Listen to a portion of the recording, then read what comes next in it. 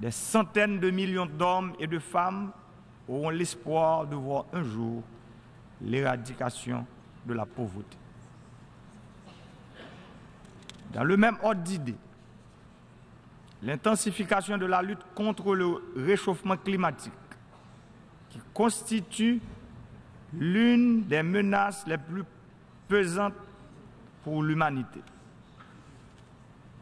se doit de figurer parmi les grandes urgences de la communauté internationale. L'accord de Paris sur le climat de 2016 a été, à cet égard, un jalon important. Et il convient que tout soit mis en œuvre pour que les obligations internationales et les engagements qui en découlent soient respectés. On le sait bien, les régimes d'adaptation et d'atténuation au changement climatique, ainsi que les mesures de précaution tendant à atténuer les dégâts, sont extrêmement coûteux. La mitigation des risques naturels, une des composantes d'une stratégie de développement durable, en tant qu'investissement fait aujourd'hui en prévision de phénomènes qui auront lieu demain, s'avère indispensable. Or, à ce jour, les moyens financiers sont nettement insuffisants pour permettre une réponse appropriée en phase avec l'ampleur des défis posés. La mobilisation de nouvelles ressources pour le redressement climatique revêt un caractère de priorité absolue. Force est de constater que les pays les plus vulnérables, notamment les petits pays insulaires, surtout la Caraïbe, dont la République d'Haïti, émettent peu de gaz à effet de serre alors qu'ils subissent la majeure partie des dégâts causés par des ouragans devenus plus fréquents et plus violents. Les promesses faites au cours du sommet One Planet de l'année dernière à Paris pour permettre à ces pays d'adapter leur environnement et de mitiger les effets des affres du changement climatique devront se matérialiser. Madame la Présidente, qu'il me soit permis de jeter un éclairage sur la situation en Haïti un an après la clôture de la mission de stabilisation des Nations Unies, MINUSTAH, à laquelle a succédé la mission d'appui à la justice en Haïti, MINUJUST. Depuis mon accession à la présidence de la République d'Haïti, je n'ai eu de cesse d'œuvrer à la consolidation de l'état de droit, l'approfondissement des conquêtes démocratiques et la promotion des droits de l'homme, pleinement convaincu de l'absolue nécessité de moderniser la structure économique, sociale et politique pour sortir le pays du piège du sous-développement. Je ne ménage aucun effort pour assurer la stabilité des institutions et créer un environnement sûr et stable, propice à l'investissement et au redémarrage de la croissance. Dans un contexte de raréfaction des moyens et de la forte pression des besoins, la caravane du changement est, à cet égard, une stratégie novatrice visant à mettre toutes les ressources de l'État au service du peuple haïtien. Nombreux sont les résultats tangibles obtenus au cours des 18 derniers mois de la modernisation sociale, politique et économique engagée par le gouvernement. Qu'il me suffise, à cet égard, de citer le dernier rapport du secrétaire général des Nations Unies sur Haïti, qui met en lumière les progrès importants enregistrés au plan de la stabilité politique et institutionnelle, de la protection des droits de l'homme, du renforcement du système judiciaire et de l'amélioration de l'environnement de sécurité.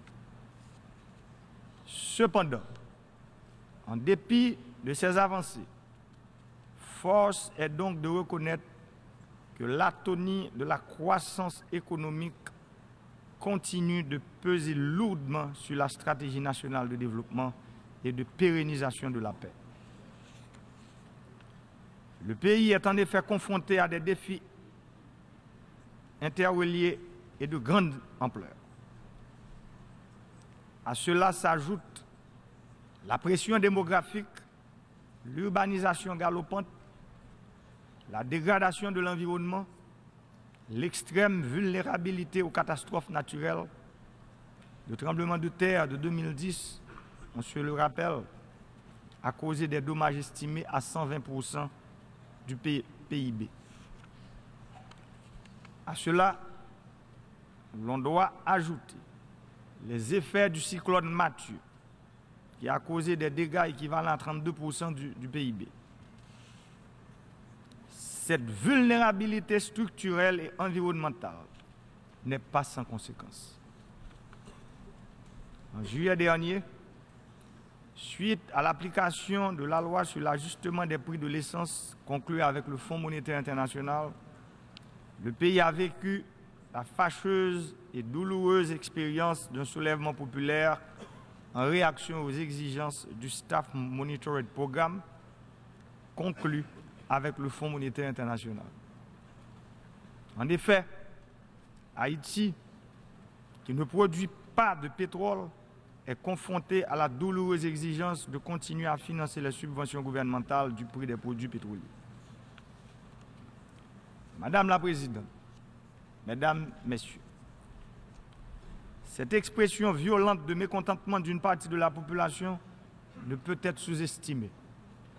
Elle a posé avec une acuité particulière la question centrale des risques associés à l'extrême précarité socio-économique et au manque de perspectives économiques. De plus, elle a mis en relief la fragilité des acquis obtenus. Aussi réels et incontestables soient-ils, ces acquis obtenus de haute lutte peuvent être mis en péril en l'absence d'un soutien adéquat sur la longue durée. L'un des enseignements que nous avons tirés de cette crise est que les réformes structurelles sont des processus de longue haleine qui, tout en étant indispensables, ne peuvent pas être entreprises dans de courts laps de temps et les conditions souvent trop rigides imposées par les partenaires techniques et financiers sans tenir compte de la réalité socio-économique de chaque pays.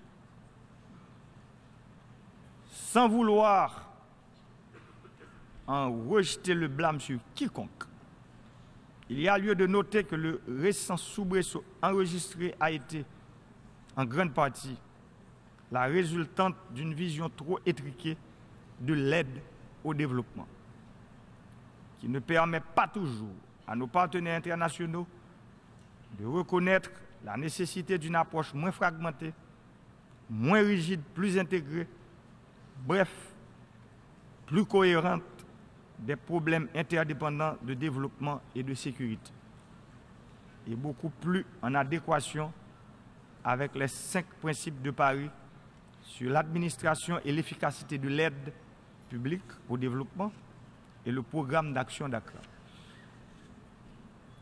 Autrement dit, le succès de la stratégie de pérennisation de la paix et des acquis, à laquelle nous sommes particulièrement attachés et sensibles, est tributaire pour une large part de la capacité du pays à obtenir les moyens additionnels susceptibles de lui permettre de surmonter ses handicaps structurels, de relancer notamment l'investissement public dans les infrastructures essentielles et de surmonter les obstacles auxquels se heurte la croissance et qui maintiennent près des 3/4 de la population en dessous du seuil de pauvreté. Madame la Présidente, je tiens à réitérer ici, devant cette Assemblée, l'engagement solennel que j'ai pris envers le peuple haïtien et à la communauté internationale de ne ménager aucun effort pour engager résolument le pays sur la voie d'un développement durable, s'appuyant sur l'état de droit, la stabilité politique, la lutte inlassable, acharnée et opiniâtre contre la corruption sous toutes ses formes, la modernisation des institutions, le progrès socio-économique, la consolidation des conquêtes démocratiques et des acquis en matière de droits humains qui, j'en ai la conviction, sont irréversibles. Dans cette perspective, le nouveau gouvernement d'union nationale qui vient d'être formé s'attelle à la tâche muni de plans d'action rénovés, assortis d'un certain nombre d'objectifs prioritaires et de repères. L'amélioration immédiate des conditions de vie des couches les plus défavorisées et les plus vulnérables de la population grâce à des programmes novateurs. L'amélioration du climat des affaires, la relance des investissements publics et privés porteurs de croissance et de création d'emplois pour favoriser l'élargissement de la classe moyenne et la réduction significative des inégalités sociales et de l'exclusion sous toutes ses formes. La poursuite des réformes visant à consolider l'état de droit, renforcer le système de justice et la police nationale. Parallèlement, le rétablissement en cours des forces armées d'Haïti. La lutte contre la corruption sous toutes ses formes et dans toutes ses manifestations. La tenue, dans les délais prévus, des élections législatives en octobre 2019. L'intensification des mesures destinées à renforcer la promotion et la défense des droits de la personne humaine. À cette croisée des chemins, je lance un appel pressant à nos partenaires de la communauté internationale pour la poursuite d'une solidarité active avec le peuple haïtien dans le cadre d'un programme d'aide renouvelé, cohérent, substantiel, car il sera allié sur les priorités nationales et mis en œuvre en étroite collaboration avec les institutions nationales et le secteur privé des affaires, mieux adapté aux réalités du terrain. Ce changement de paradigme renforcera sensiblement l'effort national et contribuera à l'atteinte des objectifs de développement durable que nous nous sommes fixés en premier lieu et l'élimination de la pauvreté à l'horizon 2030. Madame la Présidente, la paix, le développement et la sécurité vont de pair. On ne cesse de le répéter. Ils doivent être soutenus adéquatement par des investissements appropriés, axés sur la longue durée. Ils nécessitent en particulier une affectation de ressources mieux adaptée aux besoins réels des pays bénéficiaires, qui tiennent compte de leur vulnérabilité structurelle, qui soient plus flexibles et moins assujettis à des conditionnalités susceptibles de nuire, en fin de compte, à la viabilité même des réformes engagées et de saper certains objectifs essentiels de développement, dont celui de la stabilité à long terme.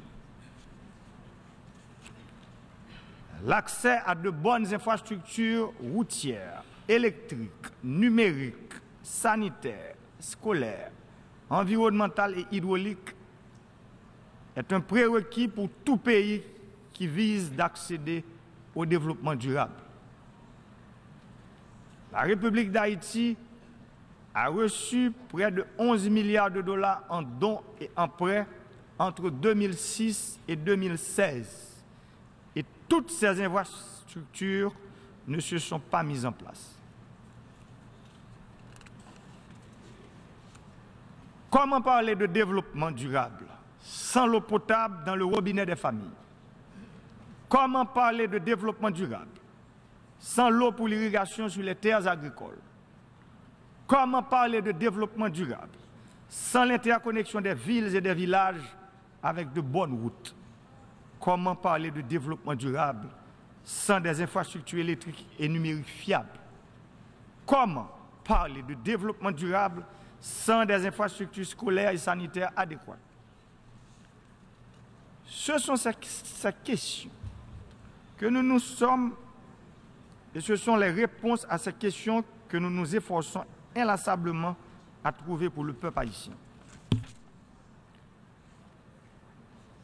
Pour construire un réseau de transmission, de distribution électrique et numérique convenable sur les 27 750 km² d'Haïti, environ 400 millions de dollars sont nécessaires. La République d'Haïti a près d'1 million d'hectares de terres cultivables, dont la moitié peut être irriguée sans grande difficulté. Malheureusement, seulement 5% de ces terres sont irriguées. Pour viabiliser 450 000 hectares additionnels, 675 millions de dollars sont nécessaires. Pour que l'eau courante soit disponible dans les robinets des ménages de toutes les communes d'Haïti, seulement 220 millions de mètres cubes d'eau sont nécessaires chaque année. Pourtant, 40 milliards de mètres cubes d'eau de surface sont déversés à la mer chaque année. Avec environ 300 millions de dollars, nous pouvons traiter les 220 millions de mètres cubes d'eau nécessaires pour desservir toutes les communes d'Haïti. Nous avons besoin d'une production de 50 millions de plantules d'arbres fruitiers forestiers chaque année pour reboiser le pays. La construction de 14 centres germoplaces et de propagation végétale pouvant produire 63 millions de plantules par année coûte environ 35 millions de dollars. S'agissant de l'éducation, 15 000 salles de classe sont nécessaires pour permettre aux 500 000 enfants qui ne fréquentent pas encore l'école d'avoir accès à une bonne éducation de base. Environ 450 millions de dollars sont nécessaires pour la construction de ces salles de classe.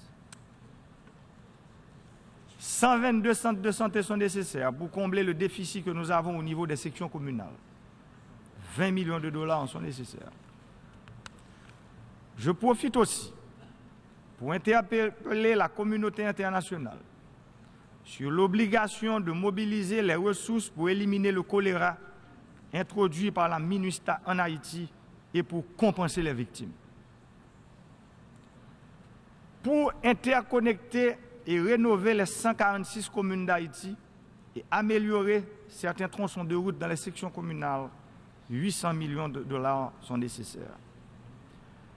Du haut de cette tribune, je voudrais dire à nos partenaires techniques et financiers que nous devons, ensemble, nous armer du courage nécessaire pour repenser l'aide au développement en Haïti et dans les autres pays en situation similaire, tout en ayant pour boussole la déclaration de Paris de 2005 sur l'efficacité de l'aide publique au développement et le programme d'Accra de 2008.